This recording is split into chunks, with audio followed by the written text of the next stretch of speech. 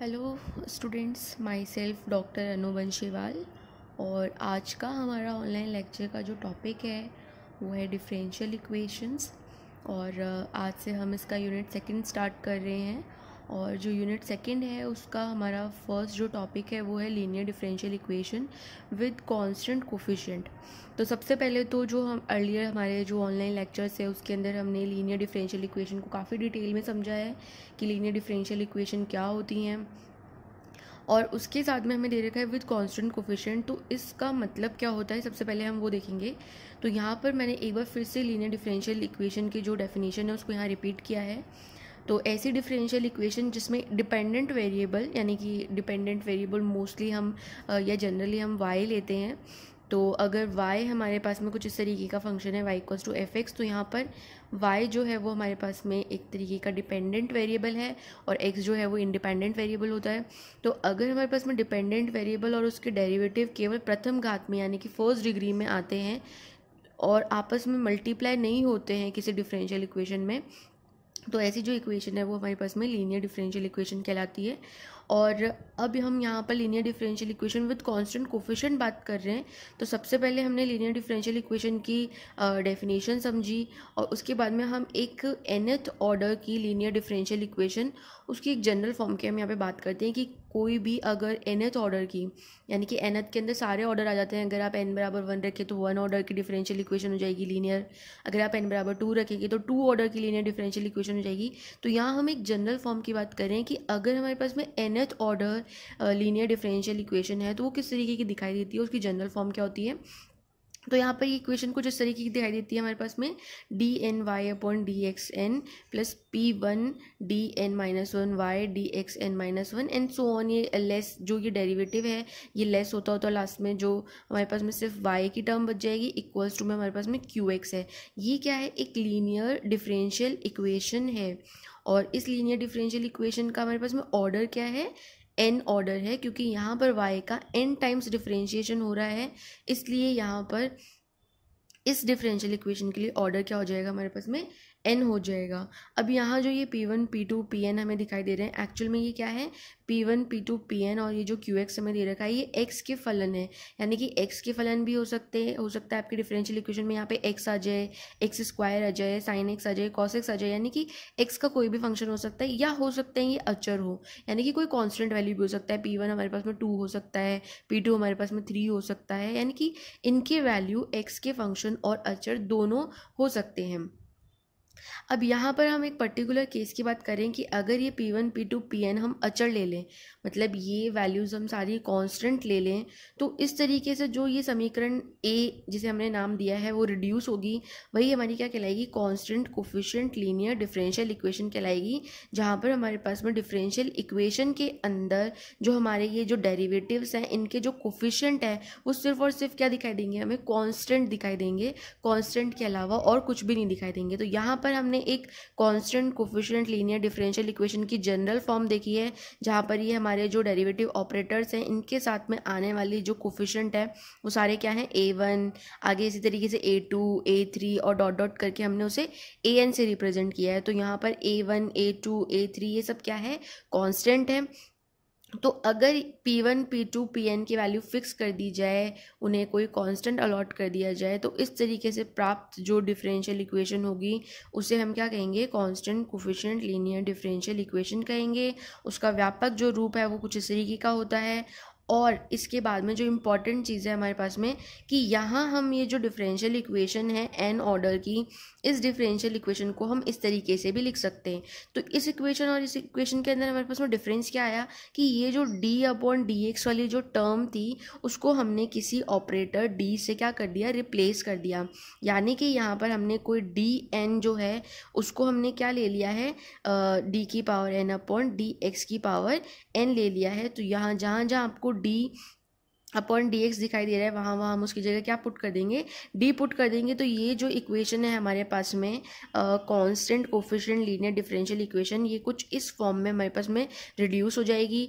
और इसी फॉर्म को हम ऐसे भी लिख सकते हैं, F of D Y equals to Q X, क्योंकि यहाँ जो ये वाला एक्सप्रेशन आ रहा है, इस एक्सप्रेशन के अंदर हमारे पास में क्या हो रहा है कि डी की टर्म्स आ रही है, यानी कि डी का फंक्शन बन रहा है। और A1 A2 AN तो वैसे भी हमारे पास में कांस्टेंट है, तो यहाँ जो वेरिएबल टर्म है वो हमारे पास में क्या है, डी है। तो ये इसे हम क्या लिख सकते हैं, फंक्शन ऑफ डी, और साथ में हमारे पास में वाई आ रहा है, और इक्वल्स टू में क्या है, क्यू एक्स। तो इसी इक्वेशन को हमने इस फॉर्म में भी हम इसको क्या कर सकते हैं, रिड्यूस कर सकते हैं। और यहाँ पर हमने ये भी डिफाइन किया है कि ये एफ डी जो है एक्चुअल में ये हमने किसको माना है, डी की power n plus A1 D की power n-1 plus A2 D की power n-2 plus dot dot dot AN, इसे हमने क्या माना है, हमारा एफ डी माना है। तो ये जो इतनी बड़ी इक्वेशन हमें दिखाई दे रही थी उसको हमने सिंपली रिड्यूस कर दिया F D Y equals to Q X के अंदर। और यहाँ पर जो ये डी ऑपरेटर है, यहाँ ध्यान देने की बात है कि डी यहाँ पर कोई कांस्टेंट नहीं है, कोई मतलब कोई इस तरीके का फंक्शन नहीं है कि आपने इसको साइन ले लिया कॉस ले लिया। ये एक ऑपरेटर है जिसका मतलब जो है हमारे पास में क्या होता है, डिफरेंशिएशन होता है विद रिस्पेक्ट टू एक्स। तो यहाँ पर डी को हमने क्या कहा है, डिफरेंशियल ऑपरेटर इसे हम कहते हैं। और अगर आपको कहीं डी दिखाई दे रहा है तो डी का मतलब हमारे पास में क्या है कि वहाँ पर हमें डिफरेंशिएशन करना है विद रिस्पेक्ट टू जो भी हमारा इंडिपेंडेंट वेरिएबल होगा। तो यहाँ हमने ये देखा कि एक nth ऑर्डर की लीनियर डिफरेंशियल इक्वेशन की जनरल फॉर्म क्या होती है, और अगर उसमें जो कोफिशिएंट हैं वो सारे कोफिशिएंट कांस्टेंट हो जाए तो वो जो जनरल फॉर्म है उसे हम क्या कहेंगे, constant coefficient linear differential equation कहेंगे।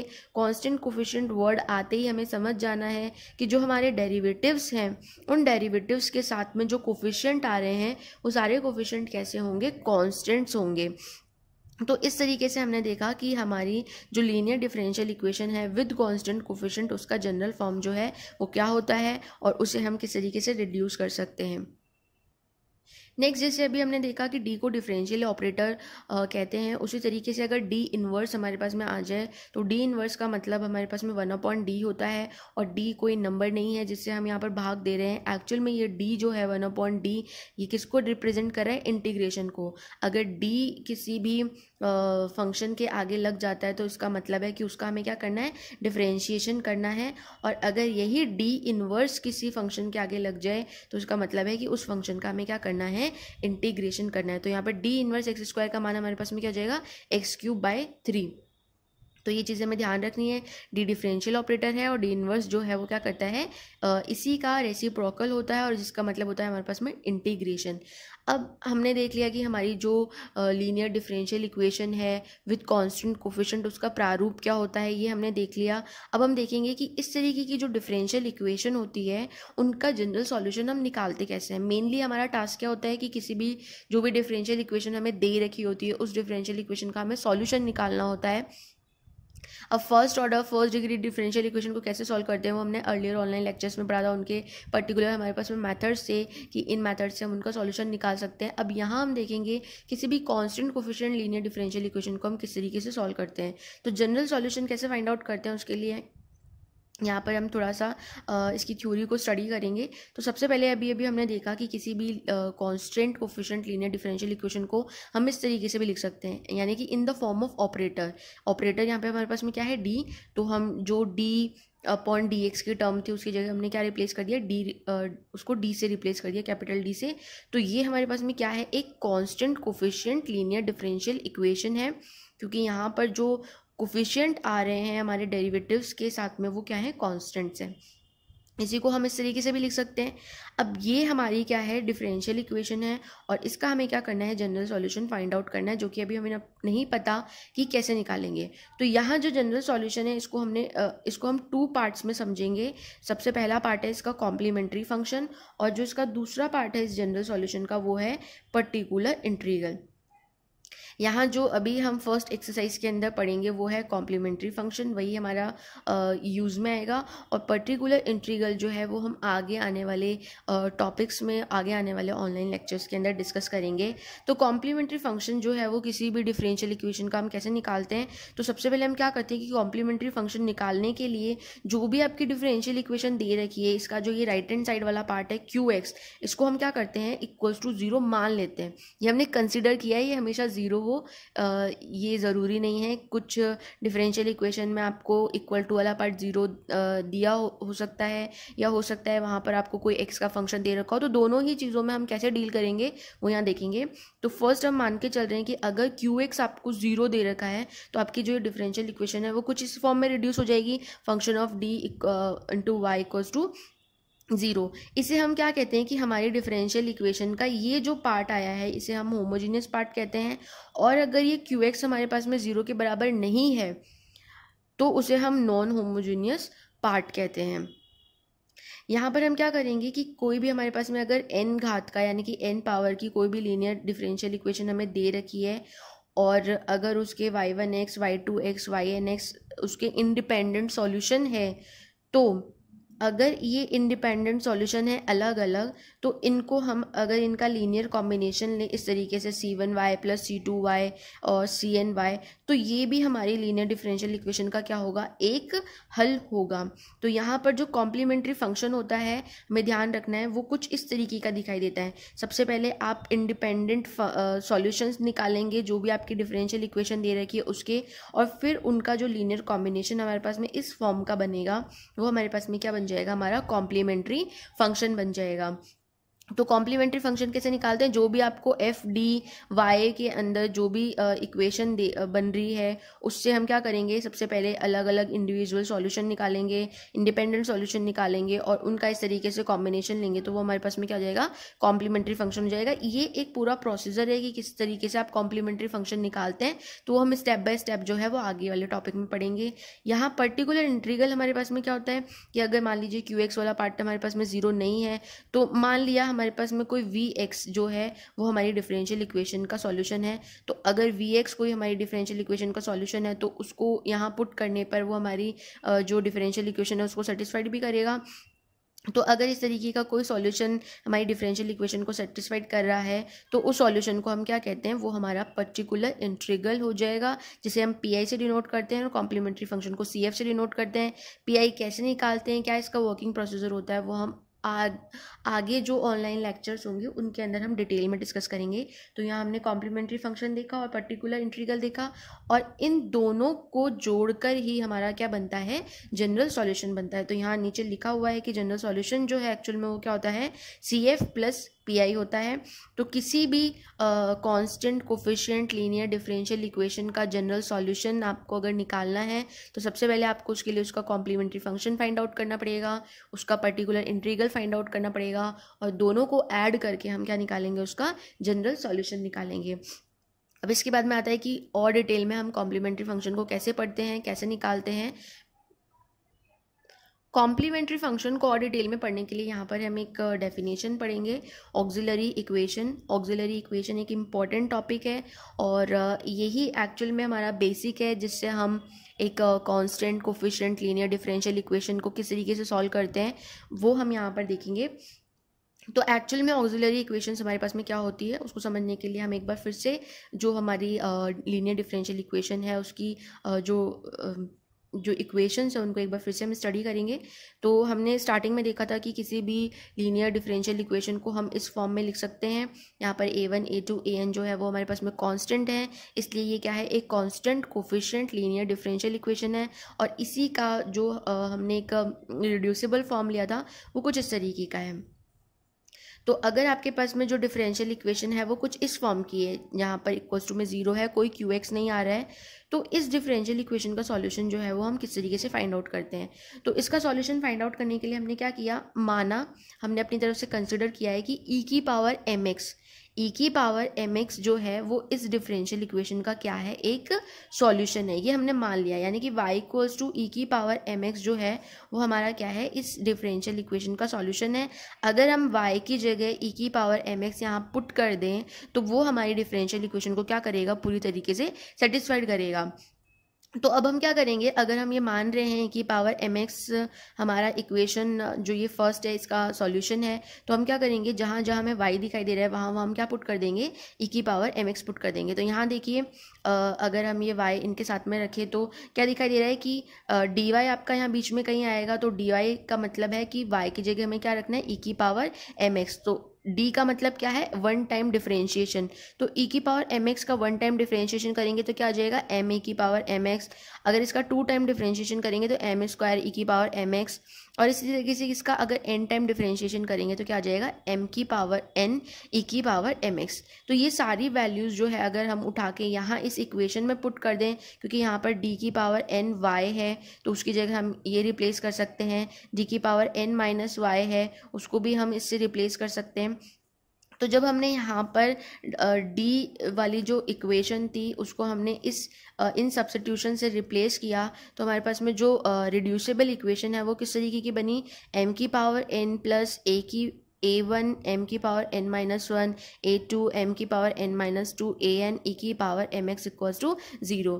अब इन दोनों इक्वेशन में हमारे पास में क्या डिफरेंस है, यहाँ d एक डिफरेंशियल ऑपरेटर था जिसमें हमें पता है कि हम उसे एज अ कांस्टेंट जो है वो डील नहीं कर सकते हैं। तो यहाँ पर हमने क्या किया, इस d को एक m एक हमारे पास में वेरिएबल हो गया एक तरीके का, तो उसमें हमने उसको क्या कर दिया है, रिप्लेस कर दिया है। तो ये जो इक्वेशन थी वो हमारे पास में कुछ इस तरीके से क्या हो गई, रिप्लेस हो गई, इस तरीके से रिड्यूस हो गई।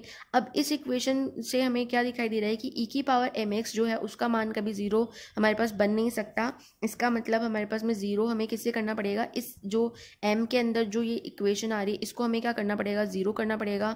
और इसे हम क्या लिख सकते हैं, इसके अंदर देखिए m वेरिएबल्स आ रहे हैं तो इसे हम क्या लिख सकते हैं, function of m equals to 0 लिख सकते हैं, क्योंकि यहाँ पर वेरिएबल सिर्फ m है, बाकी हमारे पास में क्या है, कांस्टेंट है। तो इस इक्वेशन को हम क्या लिख सकते हैं, function of m equals to 0। तो यहाँ पर इक्वेशन फर्स्ट हमारे पास में डी की फॉर्म में मिली और इक्वेशन जो सेकंड है वो हमारे पास में एम की फॉर्म में हमें प्राप्त हुई है। अब इस इक्वेशन से हमें जो जो कंक्लूजन हमारे दिमाग में आ रहे हैं वो क्या है कि ये एक तरीके की क्या है, एक एल्जेब्रिक इक्वेशन है। Algebraic equation in the mean की आपके पास में इक्वेशन किस तरीके की होती है, X square plus one equals to 0। तो आप इसको सॉल्व कर सकते हैं, यहाँ से आप एक्स का मान निकाल सकते हो। अगर आपके पास में X cube plus X square plus X plus one equals to 0 है तो आप इस तरीके की इक्वेशन का भी मान निकाल सकते हो, क्योंकि ये क्या है, x के अंदर एक एल्जेब्रिक इक्वेशन है।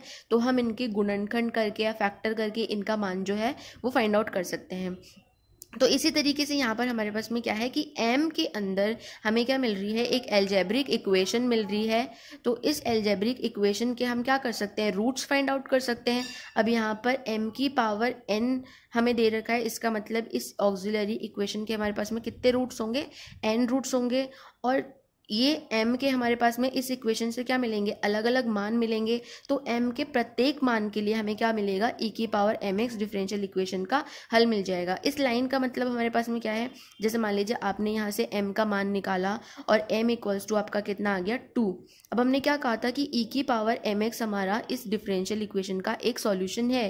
तो अगर m बराबर 2 आ गया तो इसका मतलब e की पावर 2x जो है वो हमारा इस डिफरेंशियल इक्वेशन का क्या हो जाएगा, सॉल्यूशन आ जाएगा। तो जो हमारे पास में m के मान निकलेंगे उन मान को अगर हम e की पावर में अगर पुट करते जाएं तो हमारे पास में क्या आ जाएंगे, इस डिफरेंशियल इक्वेशंस के सॉल्यूशंस निकल के आ जाएंगे। तो यहाँ पर हम क्या करेंगे, तीन बातें जो हमें इस ऑक्सिलरी इक्वेशन से समझ में आ रही हैं वो क्या है कि ये एक एल्जेब्रिक इक्वेशन है m के अंदर, जिसके कि हम n रूट्स फाइंड आउट कर सकते हैं। और साथ में जो भी हम रूट्स फाइंड आउट करेंगे, जो भी हम m का मान प्राप्त करेंगे उससे हम क्या कर सकते हैं, e की पावर mx निकाल सकते हैं। और e की पावर mx जो है वो क्या होगा, हमारा डिफरेंशियल इक्वेशन का सॉल्यूशन होगा। अब यहाँ पर ये जो इक्वेशन 2 हमें प्राप्त हुई है यही हमारी क्या कहलाती है, इस डिफरेंशियल इक्वेशन की ऑक्सिलरी इक्वेशन कहलाती है, सहायक समीकरण कहलाती है। आप इस इक्वेशन को सॉल्व नहीं कर सकते हैं क्योंकि यहाँ पर d जो है वो आपका डिफरेंशियल ऑपरेटर है, आप उस पर कोई गुणनखंड करके उसकी वैल्यू निकाल के उसको सॉल्व अगर करेंगे तो उसको हम सिंपल वे में सॉल्व कर पाएँ, उसके लिए हम यहाँ पे क्या करते हैं, उसकी एक सहायक समीकरण बनाते हैं और सहायक समीकरण के गुणनखंड निकाल कर, उसके फैक्टर्स निकाल कर हम जो है हमारी डिफरेंशियल इक्वेशन के सॉल्यूशन फाइंड आउट कर लेते हैं। तो यहाँ पर जो ये दो इक्वेशन नंबर 2 हमें प्राप्त हुई है वो हमारी अवकल समीकरण की क्या हो गई, ऑक्सिलरी इक्वेशन हो गई। इसे ए से भी रिप्रेजेंट करते हैं। तो एक चीज़ हमें क्या समझ में आई कि कोई भी अगर आपको डिफरेंशियल इक्वेशन दे रखी है जिसे हम इस फॉर्म में लिखेंगे, तो इस फॉर्म में लिखने के बाद में हमें पहला काम क्या करना है कि उस डिफरेंशियल इक्वेशन की हमें ऑक्सिलरी इक्वेशन फाइंड आउट करनी है। ऑक्सिलरी इक्वेशन फाइंड आउट करने के बाद में हमें उसके रूट्स निकालने हैं और रूट्स निकालने के बाद में हमें उसके ई की पावर में अलग अलग डिफरेंशियल इक्वेशन के हल प्राप्त हो जाएंगे। अब यहाँ पर अगर हम इक्वेशन फर्स्ट और इक्वेशन सेकंड का कंपैरिजन करें तो सिंपली हमें क्या दिखाई दे रहा है कि ये जो डी था वो एक्चुअल में क्या हो गया, एम से रिप्लेस हो गया है। तो यहाँ पर हमने देखा कि अगर हम इक्वेशन फर्स्ट और सेकंड का कंपैरिजन करें तो डी की जगह सिर्फ एम अगर हम पुट कर दें और इक्वेशन को 0 के बराबर रख दें तो हमें क्या मिल जाएगी, किसी भी डिफरेंशियल इक्वेशन की ऑक्सिलरी इक्वेशन प्राप्त हो जाएगी। यानी कि अगर आपको कोई डिफरेंशियल इक्वेशन दे रखी है तो उसकी ऑक्सिलरी इक्वेशन बनाने के लिए आपको कुछ नहीं करना, जहाँ जहाँ आपको डी दिखाई दे रहा है वहाँ वहाँ आपको उसकी जगह क्या पुट करना है, एम पुट करना है।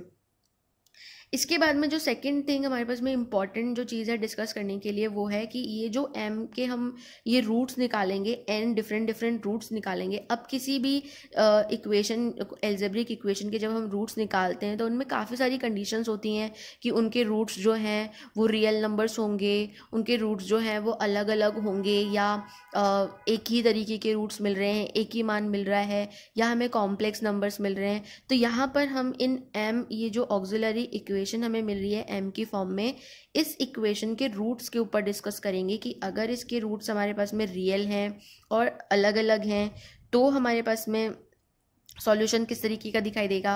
अगर इसके रूट सेम हैं तो हमारा सॉल्यूशन किस तरीके का दिखाई देगा। तो सबसे पहले हम डिस्कस करेंगे, अगर हमारे इस ऑक्सिलरी इक्वेशन के रूट्स रियल हैं, मतलब रियल नंबर हैं 1 2 3, 1/2, 1/3, इस तरीके के अगर हमारे पास में रूट्स आ रहे हैं और सारे रूट्स अलग अलग हैं, कोई भी रूट्स जो है वो रिपीट नहीं हो रहा है, तो हमारा जो सॉल्यूशन है वो किस तरीके का होगा। मान लीजिए m1 m2 mn आपको इस इक्वेशन के रूट्स मिले हैं, तो हमारा जो हल होगा वो क्या हो जाएगा, e की पावर m1x, e की पावर m2x, e की पावर mnx। तो हमारे लिए जो व्यापक हल प्राप्त होगा वो व्यापक हल किस फॉर्म का होगा, जो हमारा CF है। CF हमारा क्या है, लीनियर कॉम्बिनेशन है। अलग अलग जो हमें इंडिपेंडेंट सॉल्यूशन प्राप्त हुए हैं उन सबको कंबाइंड करके हम एक लीनियर कॉम्बिनेशन बनाते हैं और वही लीनियर कॉम्बिनेशन हमारा क्या होता है, CF बनता है। तो यहाँ पर पर्टिकुलर इंटीग्रल तो हमारे पास में है नहीं, तो हमारा जनरल सॉल्यूशन जो है वो सिंपल किसके बराबर होगा, CF के बराबर होगा। तो y इक्वल्स टू हमारा क्या हो जाएगा, C1 के साथ हमने क्या रखा, e की पावर m1x पहला हल प्लस C2 e की पावर m2x दूसरा हल, और इस तरीके से जितने भी n हमें रूट्स मिलेंगे उन रूट्स की हेल्प से हम e की पावर m1x, e की पावर m2x ये अलग अलग हल प्राप्त करेंगे। ये सब इंडिपेंडेंट सॉल्यूशन है और इन इंडिपेंडेंट सॉल्यूशंस का लीनियर कॉम्बिनेशन ही हमारे पास में क्या होगा, हमारा व्यापक हल होगा। और यहाँ पर ये जो C1 C2 Cn है ये एक्चुअल में क्या है, हमारे पास में आर्बिट्री कांस्टेंट है। आर्बिट्री कांस्टेंट का मतलब जिनकी वैल्यू हम अपनी स्वेच्छा से कुछ भी ले सकते हैं।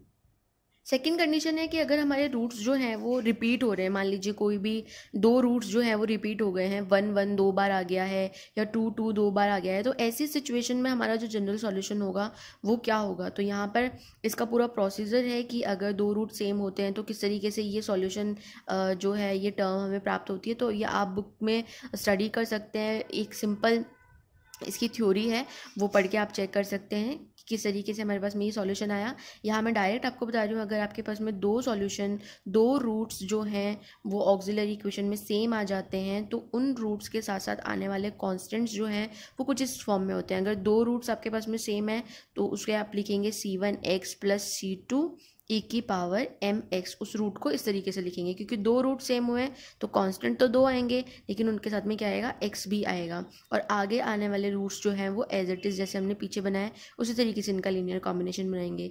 अगर हमारे पास में तीन रूट सेम आ रहे हैं यानी कि m1 m2 m3 तीनों का मान एक ही है तो उसके लिए हमारा जनरल सॉल्यूशन क्या हो जाएगा, तीन कांस्टेंट आएंगे C1 C2 C3, बट उनके साथ में क्या आएगा एक्स स्क्वायर एक्स, एंड आगे x की टर्म नहीं आएगी, और e की पावर mx, और आगे वाले रूट जो हैं वो हमारे पास में सेम जैसे हमने पिछले निकाले हैं वैसे ही।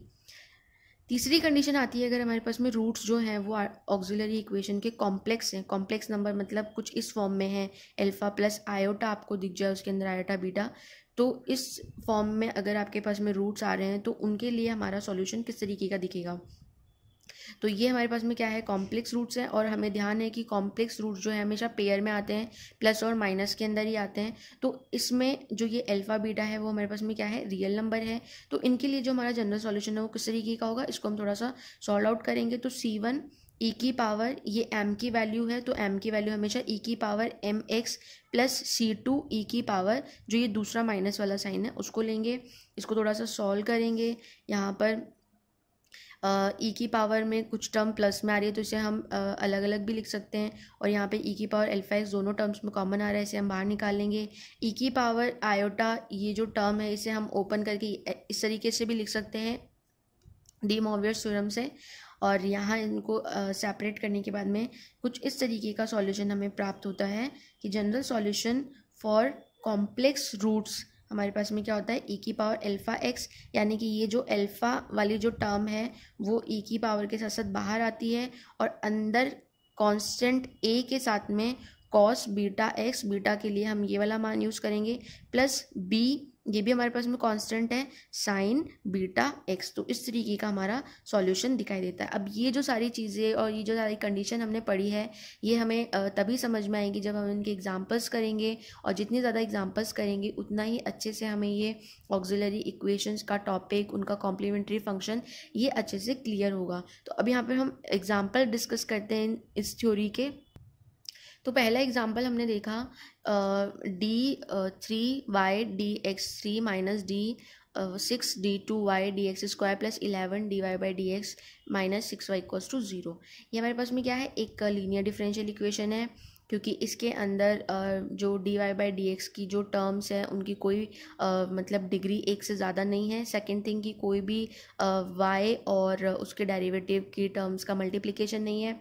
तो फर्स्ट साइड से हमें क्या दिखाई दे रही है लीनियर डिफरेंशियल इक्वेशन है, साथ में यहाँ पर इनके जो कोफिशिएंट है डेरिवेटिव्स के वो भी हमारे पास में क्या है कांस्टेंट है। तो इसका मतलब ये क्या है constant coefficient linear differential equation है। तो सबसे पहले हम इसे डी की फॉर्म में लिखेंगे, तो जहाँ जहाँ आपको dy/dx दिखाई दे रहा है वहाँ आप सिंपल क्या लिख देंगे डी लिख देंगे, और डी लिखने के बाद में हम क्या करेंगे इस इक्वेशन की ऑक्सिलरी इक्वेशन बनाएंगे। तो ऑक्सिलरी इक्वेशन में हमें सिंपल क्या करना है, जहाँ जहाँ आपको डी दिखाई दे रहा है वहाँ वहाँ m, तो यहाँ पर हम d की जगह सिंपल m पुट करेंगे, तो हमारे पास में हो जाएगा ऑक्सिलरी इक्वेशन इस डिफरेंशियल इक्वेशन के लिए m³ minus 6m² plus 11m minus 6 equals to 0। यहाँ हमारे पास में क्या है ये एक एल्जेब्रिक इक्वेशन है और इसके हम आराम से फैक्टर्स निकाल सकते हैं। तो यहाँ जब हम इसे सॉल्व करेंगे तो हमें इसके फैक्टर्स मिले m-1 m-2 m-3 equals to 0। तो यहाँ से हमें m का मान मिल गया 1 2 3। तो m का मान निकलने के बाद में हमारे पास में जो इस डिफरेंशियल इक्वेशन के सॉल्यूशन है वो हो जाएंगे e की पावर x, e की पावर 2x, e की पावर 3x, और इनका हम एक लीनियर कॉम्बिनेशन बनाएंगे c1 e की power x plus c2 e की power 2x plus c3 e की पावर 3x इक्वल्स टू ये जो y है ये हमारे पास में क्या हो जाएगा इसका जनरल सॉल्यूशन हो जाएगा। तो इसी तरीके से हमें क्या करना है सिंपल जो भी डिफरेंशियल इक्वेशन आपको दे रखी है उसकी हमें ऑक्सिलरी इक्वेशन निकालनी है, उस ऑक्सिलरी इक्वेशन से उसके फैक्टर्स फाइंड आउट करने हैं और फैक्टर्स की हेल्प से हम क्या करेंगे उसका जनरल सॉल्यूशन फाइंड आउट कर सकते हैं। अब एक एग्जांपल जो है हम अगर किसी भी ऑक्सिलरी इक्वेशन के रूट कॉम्प्लेक्स में हो तो उसका ले लेंगे। तो यहाँ पर हमने एक डिफरेंशियल इक्वेशन ली और इस डिफरेंशियल इक्वेशन को सबसे पहले हमने डी की फॉर्म में लिखा, फिर उसकी ऑक्सिलरी इक्वेशन निकाली और इसको सॉल्व किया तो हमारे पास में m की 2 वैल्यूज़ मिली है। एक्चुअल में m की 4 वैल्यूज़ है ये यहाँ पर, लेकिन यहाँ पर हर एक वैल्यू जो है वो 2 टाइम्स हमारे पास में रिपीट हो रही है और साथ में जो रूट्स हैं वो हमारे पास में क्या है कॉम्प्लेक्स है। तो रिपीट हो रही है उसके लिए हमने पढ़ा था कि कांस्टेंट आपके पास में 2 आएंगे, लेकिन कांस्टेंट के साथ हमारे पास में क्या आ जाएगा x आ जाएगा। अगर 2 टाइम्स रिपीट हो रहा है, अगर 3 टाइम्स रिपीट हो रहा है तो वहाँ पर 3 हमारे पास में कांस्टेंट आएंगे और x स्क्वायर x इस तरीके की टर्म जो है वो साथ में मल्टीप्लाई होगी। तो यहाँ सबसे पहले हम देखेंगे कि इस कॉम्प्लेक्स रूट के लिए हमारा सॉल्यूशन किस तरीके का होगा।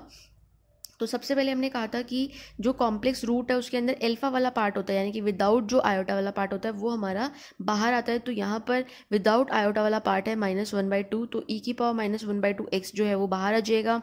प्लस अब यहाँ पे 3/2 जो है वो हमारा क्या है, बीटा है, तो बीटा जो है वो अंदर आएगा कॉस और साइन के साथ साथ में, और उनके साथ जो कांस्टेंट आएंगे वो कांस्टेंट डिपेंड करता है अगर हमारे रूट्स रिपीट हो रहे हैं तो इस तरीके की फॉर्म में हम कांस्टेंट को लिखेंगे, और अगर हमारे रूट रिपीट नहीं हो रहे हैं तो सिंपल जो भी कांस्टेंट है, मान लीजिए C1 cos √3/2x, इस तरीके का हमारा सॉल्यूशन हो जाएगा। चूंकि यहाँ रूट्स जो है हमारे रिपीट हो रहे हैं तो यहाँ पर हमारे पास में बनेगा C1x + C2 cos 3/2x plus C3x + C4 sin √3/2x। यहाँ जो वैल्यू आती है अंदर कॉस और साइन के साथ साथ वो हमारा बीटा यानी कि आयोटा के साथ वाला पार्ट होता है, और यहाँ जो वैल्यू आती है वो हमारा होता है अल्फा, यानी कि जो विदाउट हमारे पास में आयोटा वाला पार्ट होता है। तो इस तरीके से हम m की वैल्यू निकालने के बाद में किसी भी डिफरेंशियल इक्वेशन का जनरल सॉल्यूशन निकाल सकते हैं। और यहाँ जो डिफरेंशियल इक्वेशन हमें दे रखी है, ये जो डिफरेंशियल इक्वेशन है इनके अंदर हमारे पास में इक्वल्स टू वाला पार्ट 0 है, तो यहाँ पर जो हमारा CF निकलेगा वही हमारा क्या हो जाएगा, जनरल सॉल्यूशन हो जाएगा, क्योंकि यहाँ पर PI वाला पार्ट जो है वो क्या है, मतलब यहाँ 0 है PI वाला पार्ट, इसलिए जो CF हम निकालेंगे वही हमारा क्या हो जाएगा, इक्वेशन का जनरल सॉल्यूशन हो जाएगा। तो इस लेक्चर के अंदर हमने किस तरीके से constant coefficient linear differential equation की जनरल फॉर्म होती है वो हमने देखा, उनका सॉल्यूशन हम कैसे फाइंड आउट करते हैं वो देखा, और इनके आप जितने एग्जांपल्स करेंगे उतना ही आपको ये टॉपिक जो है और अच्छे से समझ में आएगा। और इसके रिगार्डिंग कोई भी आपकी क्वेरी है तो आप कमेंट सेक्शन में पूछ सकते हैं। Thank you.